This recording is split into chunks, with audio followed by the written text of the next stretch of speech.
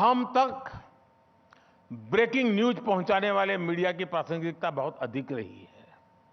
समय पर breaking news देने की परंपरा तो ठीक है, लेकिन ये एनालिसिस भी जरूरी है कि पहले किस तरह की ब्रेकिंग न्यूज होती थी और अब क्या होती है। 2013 से 2023 के बीच भले ही एक दशक का समय बीता हो, लेकिन इस दौरान आए बदलावों में जमीन और आसमान का अंतर है। जिन लोगों ने 2013 में इकोनॉमी को कवर किया है, उन्हें याद होगा कि कैसे रेटिंग एजेंसीज भारत की जीडीपी ग्रोथ फोरकास्ट का डाउनवर्ड रिवीजन करती थी। लेकिन 2023 में बिल्कुल विपरीत हो रहा है। अंतर्राष्ट्रीय संस्थाएं और रेटिंग एजेंसीज अब हमारी ग्रोथ फोरकास्ट का अपवर्ड रिवीजन कर रही है। 2013 में बैंकिंग सेक्टर की सस्ता हालत की न्यूज आती थी, लेकिन अब 2023 में हमारे बैंक अपने बेस्ट एवर प्रॉफिट्स और परफॉर्मेंस को दिखा रहे हैं। 2013 में देश में अगस्ता वेस्टलैंड हेलीकॉप्टर घोटाले की खबरें छाई रहती थी, लेकिन 2023 में अखबार और न्यूज चैनल्स में चलता है कि भारत का डिफेंस एक्सपोर्ट अब रिकॉर्ड हाई पर पहुंच गया है। 2013-14 की तुलना में इसमें 20 गुना से ज्यादा की बढ़ोतरी हुई है। रिकॉर्ड स्कैम से रिकॉर्ड एक्सपोर्ट तक हमने एक लंबा रास्ता तय किया है। साथियों, 2013 में आपको ऐसे कई नेशनल और इंटरनेशनल पब्लिकेशन मिल जाएंगे जो हेडलाइन देते थे कि कठिन आर्थिक स्थितियों के कारण मिडिल क्लास के सपने तबाह हो गए हैं। लेकिन साथियों, 2023 में बदलाव कौन कर रहा है? चाहे स्पोर्ट्स हो, स्टार्टअप हो, स्पेस हो या टेक्नोलॉजी हो, देश का मिडिल क्लास हर विकास यात्रा में सबसे आगे खड़ा नजर आता है। बीते कुछ वर्षों में भारत के मिडिल क्लास ने तेजी से प्रगति की है। उनकी इनकम बढ़ी है, उनका आकार बढ़ा है।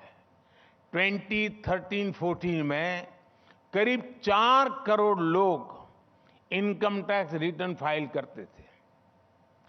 2023-24 में यह संख्या डबल हो गई है और 7.5 करोड़ से अधिक लोगों से इनकम टैक्स रिटर्न फाइल किए हैं।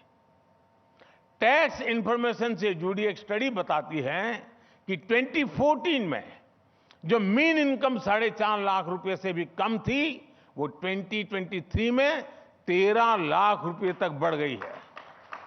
इसका मतलब है कि भारत में लाखों लोग लोअर इनकम ग्रुप से हायर इनकम ग्रुप की ओर बढ़ रहे हैं। मुझे याद है, हिंदुस्तान टाइम्स में ही पिछले दिनों एक लेख छपा था जिसमें इनकम टैक्स डेटा से जुड़े अनेक इंटरेस्टिंग फैक्ट बताए गए थे। एक बड़ा ही दिलचस्प आंकड़ा सालाना 5.5 लाख रुपए से लेकर 25 लाख रुपए की तनख्वाह पाने वालों का है। साल 2011-12 में इस सैलरी ब्रैकेट में कमाने वालों की टोटल इनकम को जोड़ दें तो यह आंकड़ा था करीब 2.25 लाख करोड़ रुपए। यानी तब भारत में 5.5 लाख से 25 लाख सैलरी पाने वालों की कुल सैलरी जोड़ दे तो वो 2.25 लाख करोड़ रुपए से भी कम थी। 2021 तक ये बढ़कर 14.5 लाख करोड़ हो गई। मतलब इसमें 5 गुना बढ़ोतरी हुई है। इसकी 2 वजह स्पष्ट है। 5.5 लाख से 25 लाख रुपए तक सैलरी पाने वालों की संख्या भी बहुत बड़ी है और इस ब्रैकेट में लोगों की सैलरी में भी काफी वृद्धि हुई है।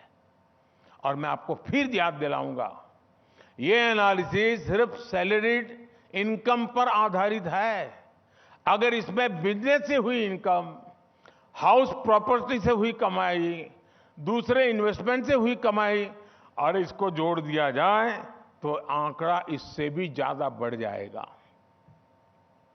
साथियों, भारत में बढ़ता हुआ मिडिल क्लास और कम होती हुई गरीबी, ये दो फैक्टर्स एक बहुत बड़ी इकोनॉमिक साइकिल का आधार बन रहे हैं। जो लोग गरीबी से बाहर निकल रहे हैं, जो न्यू मिडिल क्लास का हिस्सा बन रहे हैं, वो लोग अब देश की कंजम्पशन ग्रोथ को गति देने वाली बहुत बड़ी फोर्स के रूप में उभर रहे हैं। इस डिमांड को पूरा करने की जिम्मेदारी हमारा मिडिल क्लास ही उठा रहा है। अगर एक गरीब को नए जूते खरीदने का मन करता है तो मिडिल क्लास की दुकान से खरीदता है, मतलब कि इनकम मिडिल क्लास की बढ़ती है, जीवन गरीब का बदलता है। ये एक बढ़िया साइकिल का समय में से भारत आज गुजर रहा है।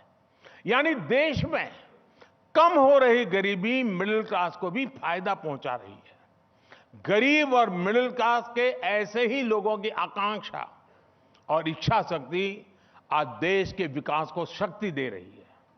इन लोगों की शक्ति ने ही भारत को 10वीं अर्थव्यवस्था से 5वीं सबसे बड़ी अर्थव्यवस्था बना दिया है। और अब यही इच्छा शक्ति हमारे थर्ड टर्म में भारत को दुनिया की टॉप 3 अर्थव्यवस्था में शामिल कराने जा रही है।